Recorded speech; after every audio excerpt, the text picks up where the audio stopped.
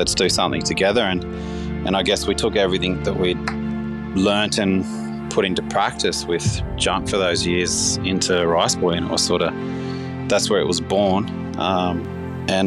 Just sort of grew from there. This is the Deep in the Weeds podcast. I'm Anthony Huckstep. Australia's landmass is so big that the country can experience completely different climates representing almost any season at any given time. What's it like cooking in the tropics in a regional centre known for incredible weather and incredible sea life too? Mitch Smith is the executive chef and co-owner of Rice Boy, Spero, Giddy Geisha, Piggyback and RB Dining. Mitch, how are you? I'm great, thanks. How are you, Huck? I'm good. You've got a long list of establishments there. You're a pretty busy man. Yeah, pretty busy. I'd definitely say that. Always flat out. Always looking for ways to and improve and make life a bit easier. But I think working with some great people definitely helps. So. Yeah, you're on the Sunshine Coast in Queensland. There, what's it like there at the moment for the dining scene? Yeah, it's definitely on the way up. It's really great. There's some great talent. A lot of restaurants popping up here and there at the moment. I guess even the fine dining scene's starting to take a bit of a hold. So, yeah, it's really good. Obviously, the fast casual Asian has really kicked off over the last few years as well. Yeah, and you're part of that sort of movement as well. Tell us a little bit about the different establishments that you have, because they are quite different. Yeah, so I guess we've got our Asian sort of fast casual, or I guess Rice Boy was the original, like the mothership that kicked it all off. So it's about 600 seats now. Starting off originally, we were sitting at about 150 or something like that. So it's just grown leaps and bounds. It's a big beast and a bit of a cult, I guess, now on the coast. So following that, we went into Spero Greek. So I guess we tried to take that street food sort of look into the Greek food there.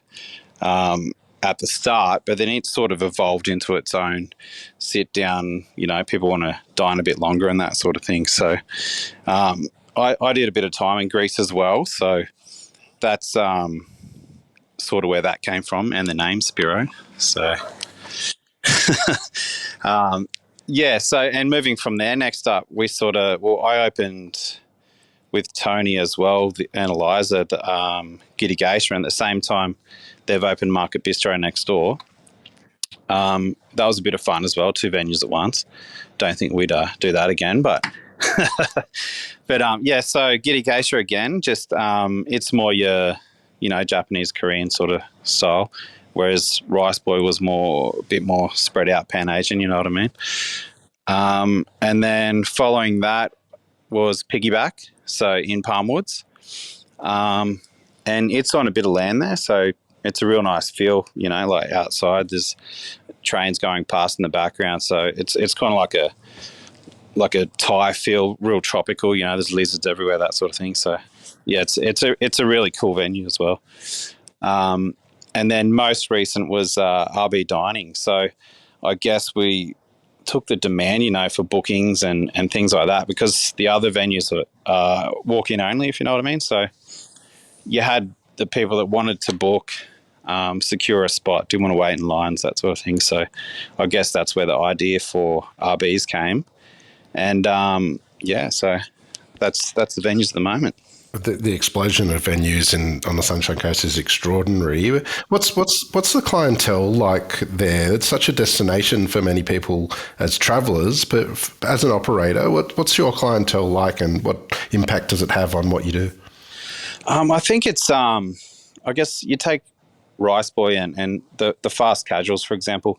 You can have anyone from young kids, young teens, going to be their favourite restaurant, through to well off, mature age clientele that, sitting right next to each other, listen to Hilltop Hood. So, and then getting into the fine dining venues, there's a lot of sort of money moved to the coast these days, people from the cities, that sort of thing. So, there's a bit more demand there as well for your high-end dining, so which is great. I want to explore what you're doing there and how you manage so many different venues as well. But take us back to when you were young. What sort of role did food play for you growing up? Yeah, I always loved food. I guess I was pretty artistic, like used to like to draw and paint, that sort of thing, like when I was young. It was funny though. I mean, my home ec teacher was sort of like, "You're probably the worst student I've ever had," And then, but getting into the kitchen was, my brother had a restaurant in Port Douglas, so this is right in the tropics. And getting in there, I think I was 16 at the time, 17, so pretty young, thrown into the apprenticeship and whatnot. And I guess that sort of, I fell in love with being able to express yourself and just constantly learn, and instant reward. So, yeah, it was really good. Take us sort of into that sort of first sort of steps into the industry for you. Do you have any stories of what it was like for you? Yeah, plenty. I guess it was long hours back then. Pay wasn't great. I think it was about $4.50 an hour at the time. So I guess after 40 odd hours, you'd get $10 cash overtime. So you'd just be looking forward to smashing as many hours as you can, So 60, 70 hours was an average week, but it was what you did. I remember, at first you'd look at your chef's word as gospel, that sort of thing. I got put through the ringer as a young apprentice, going restaurant to restaurant, looking for the souffle pump, all that sort of jazz. So I think they'd ring ahead, and after the third restaurant, I'm going, this is pretty fucking, why are they laughing? But yeah, so it was good, it was a good experience, humble you down and taught you to work hard. And I think just the knowledge that I had sort of pushed into me, it's very seasonal, the work up there as well. So you sort of had like 2 months until it was going to happen. And I guess going from green to having all your knife skills and be able to hold a larder section in a busy venue. So yeah, it was good. Early on in your career, when you were up in North Queensland, did you have sort of any experiences with produce and tropical produce that you hadn't previously for the first time? Oh, everywhere, yeah. So yeah, it was pretty amazing, all the different tropical ingredients, just the freshness of everything. I mean, we had, like Coconut Rodney. It was one of the legends in town. Like you could call it anything coconut orientated. He'd bring it in, like candied coconut, fresh coconut cream, all that sort of thing. So, like there was some, cool things like that. Like I had an experience, the fish coming in the back door. So you could just clean fish up straight off the boat, that sort of thing. Just, the differences, like a local fisherman, you get the fish and it'd curl up and going, oh, they mustn't have killed it properly, like things like that. Back in the day was like, what's this? But it was a really good learning experience. You made the move to South East Queensland at a young age. What was that experience like for you, and where did you work? So when I moved back down, I guess I took over a hotel on Bribie. There was sort of family all around there, so that's where I sort of dug my heels in a little bit. And then sort of got, I guess, excelled straight into a head chef position pretty young. And that sort of, gave me a lot of skills as, dealing with personalities and learning to run kitchens. And it's definitely something you can't sort of be taught. You can be, give advice on it, but experience doing it, I think, is the only way to get there. And then from there, I guess I got to that point as well. I was just like, I need, something new. I was sort of getting a bit stale, if you know what I mean. And that's when I sort of headed back up to North Queensland. And I guess what I did was go into town, and before I'd worked anywhere, I just went to sort of frontline and just worked all around Cairns and the casinos and, banquet halls, different restaurants, that sort of thing. What was it like then, after sort of the experiences of being a head chef at a young age? Sort of just sort of bouncing around different venues. Was it challenging for you? Yeah, it was different, but at the same time, it was great to just get all this new experience and see so much more different ways all these different kitchens are working. As you built your career, who were the really sort of important people and venues that have helped you on your path? Well, I think definitely Salsa Bar and Grill, Port Douglas. That's sort of where I dug my heels in next there. Just a lot of the caliber of chefs there, I had, Bill and Reese, the owners, they were amazing. But then I had Goran Zono, so he was a German head chef. He'd Michelin star background, that sort of thing. But a lot of the crew, I had guys from Taxi Kitchen, like all around the country, great restaurants at the time. I had staff from there to work with, and it was just really cool to work with everyone and grow there. So I sort of started at the bottom and just worked my way through every section, until I felt like I'd mastered everything. So it was pretty amazing. Yeah. You spent quite a bit of time in Mooloolaba. Tell us about the move there and sort of, how that all came about. Well, I guess my partner at the time fell pregnant. So that sort of spiked the move to come back down to Sunshine Coast.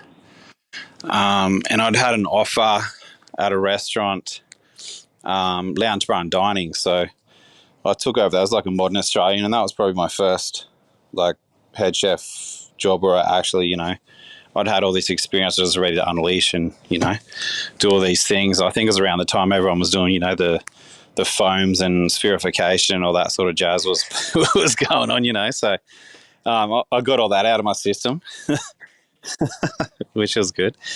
But and then I'd seen, there was Dan Jarrett from Tamarind. He just received 2 hats, and Tony Kelly he'd just had his 2 hats at Stokey House in Brisbane. And then so they were opening together OS3 restaurant here on the coast, and then that's where I was like, man, I need to, be really keen to work with these couple of roosters and get amongst that. So that's where my relationship there sort of started with Tony and everything. Well, tell us about Tony and Dan. Do you have any stories of what they're like to work with? Yeah, awesome. I mean, Tony's like, there's not a bad word you could say. One of the greatest mentors you can have, just always knows what to say, just always support, and I guess gives you a stage to perform on, if you know what I mean. And Dan, just good mate still, like bloody legend, just banter and all that. But I mean, the skill and knowledge between those guys was, pretty awesome. You're a big part of the success of Junk, which had multiple sites. Tell us a bit about that offering and sort of what you did with it.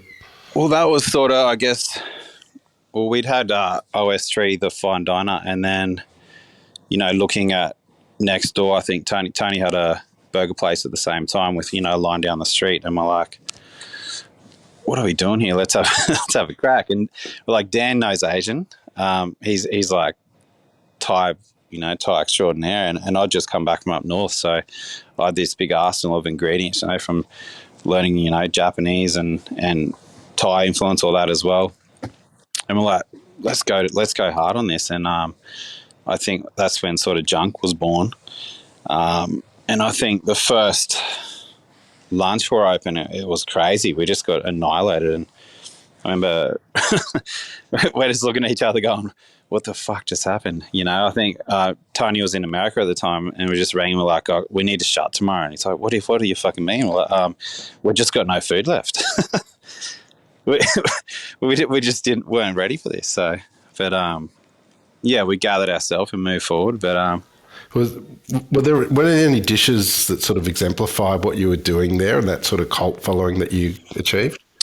Well, I guess it was the biggest thing was we'd started this Pan-Asian thing. So, I mean, there was always Thai, Japanese, Korean, that sort of thing. But we had a mix. There was no, and I guess you look at it was our sort of take on traditional, but we weren't bound by anything, if you know what I mean. but in the same time, not crossing borders you can't cross, not confusing things. But I think that ability, you can get a bao, you get a ramen, you could get, like a Thai stir fry, something like everything was, like you could come back and want to come back for more. And then I guess from there, that's when Dan went back up the mountain, so back up to Tamarind, and I sort of had an opportunity to step up and take over. And I know that they wanted to open a few venues around the country, and I sort of went for that. And that's where it all sort of kicked off. And that's where I guess my experience started growing then, with opening new venues, traveling interstate, with opening new venues I think we went to Melbourne, Toowoomba, Brisbane, and Sunny Coast was the most we had going at one time. So yeah, it was a bit of a big role there. So What did you learn from that time about sort of running multiple venues like that? oh, it's a big learning curve. Sort of comes quick, but just relying on people, supporting people, definitely having the right guys helps. Staffing, and I guess just learning about, when you've got fires, you're constantly just cycling through and sort of fixing the same little issues.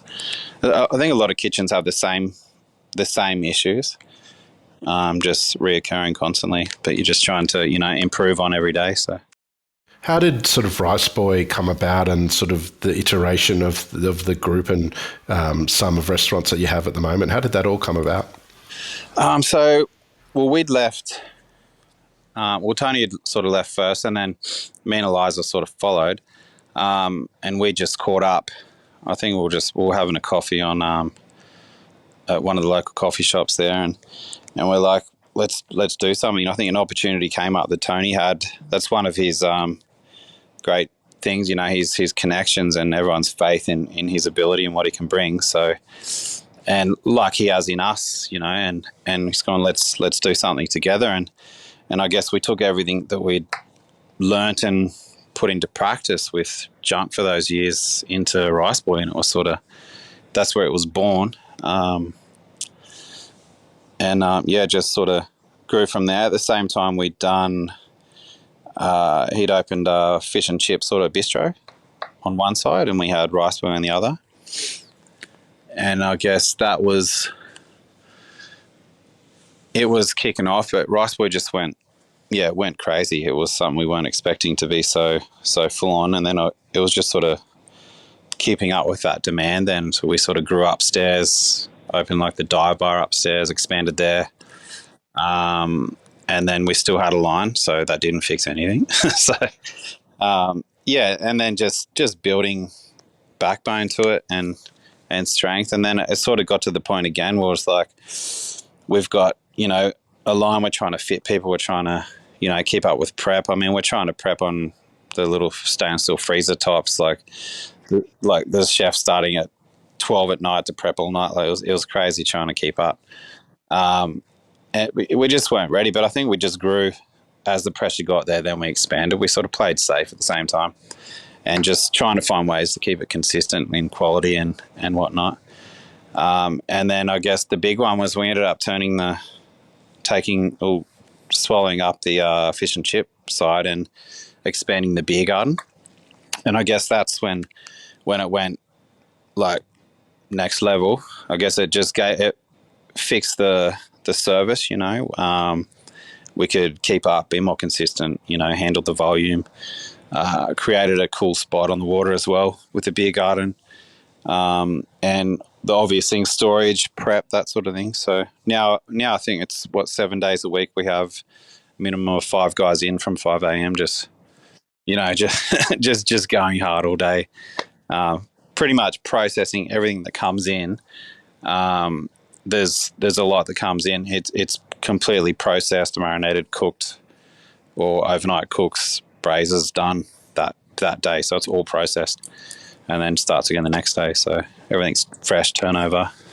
You mentioned that Spero is inspired by some of your travels to Greece. Is travel a big part of sort of your culinary armory? And is there any sort of trips that you can take us on where you sort of discover new things? Oh, 100%. I mean, like, well, Greece was great. Like, just from the captain's restaurant. You got just really cool food, like your basic traditional seafood done simple. Octopus, lots. I think I went to, it was like 100-year-old Euros shop with a couple of friends I met there. A big thing was like, I remember after the club one night, and they're like, "You want chips with the Euros?" I'm like, "Yeah, sweet as." And then I'm like, "Where's my chips?" They're on it. I'm like, "What do you mean they're on it?" I'm like, "Wow, this is the best thing fucking ever." So, that's things like that's definitely went on the menu straight away, and you could talk about that when you're doing it. Same as Malaysia. I'd been there.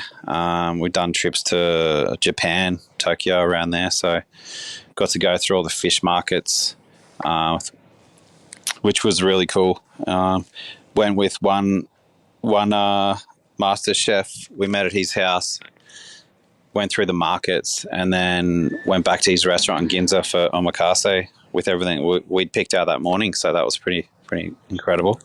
Yeah, so we're lucky to do that.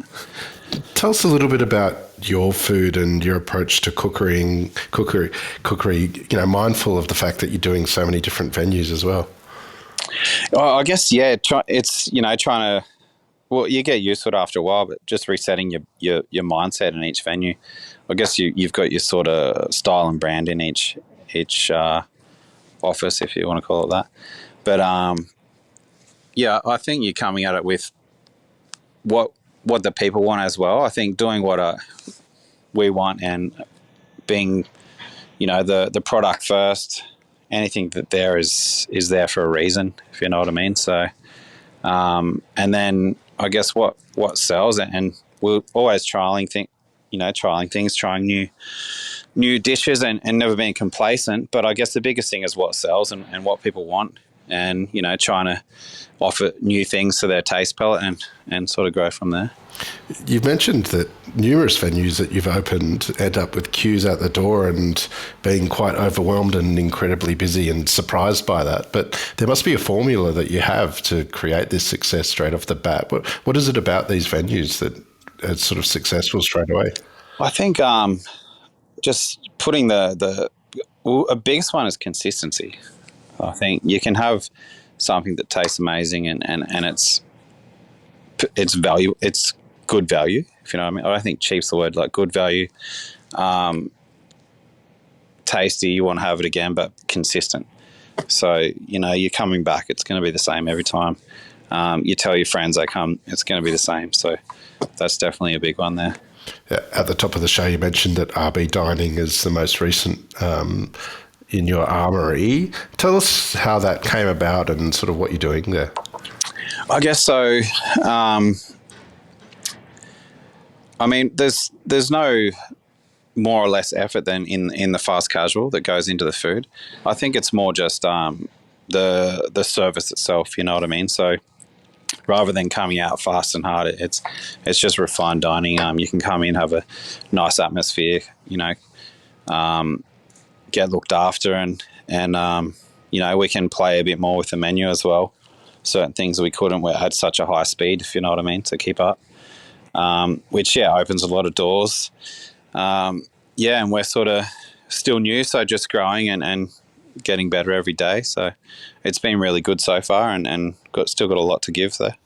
You've got a handful of restaurants there on the Sunshine Coast, but tell us about sort of the places that you love and what's so great about the Sunshine Coast and the restaurant industry at the moment. I think is a big one. Definitely is the produce available. And the suppliers and everything. It's pretty amazing. I mean, I've been doing a little bit of sort of like filming and stuff recently, just sort of getting to know some of the local guys, local suppliers. I mean, I went out on the spanner crab boat out deep sea. I won't lie, shitting myself. I was I shouldn't have watched Deadliest Catch before, but but we got through it, and it's just a really good experience. And then when you're using it and cooking with it, I think it's such a big difference. And there's just delving deep into what we have around. There's so many, like there's guys growing ginger, like local. There's so many young families just starting up, like mountaintop mushrooms, things like that. Like Belvedere Farms, like there's so many great, just local produce straight at like so close and everyone's fingertips. And I think that's draws a lot of, talent with what they can, have in variety so close to all the venues. You mentioned the extraordinary fish markets in Tokyo, but there's some incredible seafood just out on the waters where you are. You mentioned the spanner crabs, but is there sort of one or two sort of species that you like to use, and could you tell us a dish that you cook them in? Well, definitely the tuna, Walker's tuna up the road. That's amazing stuff. There's a lot of local fish, line caught we use as well. I've got a local fisherman, David Wibrow, so he'll go out on a Tuesday or Wednesday or whatnot and pretty much ring around on a Friday and say, all right, bro, I've got I've mackerel running today, or I've got snapper, or whatever's on. I've got a couple of stripies as well, and I'm like, yeah, let's go. So it's really good. And a lot of local reef fish as well, which is always nice. And just getting it in fresh as well, it's great for the team and just the flavour itself. It's amazing. Well, you're building an incredible little restaurant empire there in the Sunshine Coasts. What's the plans for you for the next sort of year or two? I think just, not being complacent and just building, support networks and I guess improving everywhere we can, whether it's, staff, looking after staff, training, that sort of thing. There's little things like we'd like to be able to do some kind of like apprenticeship sort of programs. I guess there's so much diversity through the group. It'd be great to, build some young chefs up in, 6 months here. Then they can go with Harry and Bocker and, learn from the best, making pasta and pizza. Like there's so many different aspects they can learn. You got your modern Asian, Greek, bistro style. Like, yeah. So pretty much do the works. Well, it's amazing what you've been building there up in Queensland. What do you love about what you do? Just for me, it's everything. The environment, the feel, the rush you get in good services, the camaraderie. I guess seeing people grow and succeed as well is amazing. Just starting from, I've got absolute weapons now, starting from casual that are running venues, you know what I mean? And it's so good to see. Yeah, really rewarding. And I think the feedback from the people, so I mean, it's almost dangerous to wear a Rice Boy shirt in public sometimes.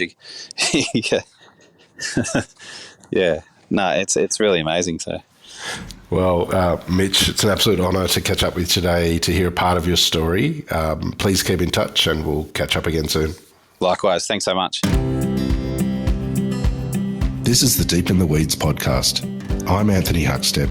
Stay tuned as we take a deep dive into the lives of the incredible people who ply their trade in the food and hospitality sector. Special thanks to executive producer Rob Locke for making this all happen. Follow us on Instagram at Deep in the Weeds Podcast, or email us at podcast@deepintheweeds.com.au. Stay safe and be well.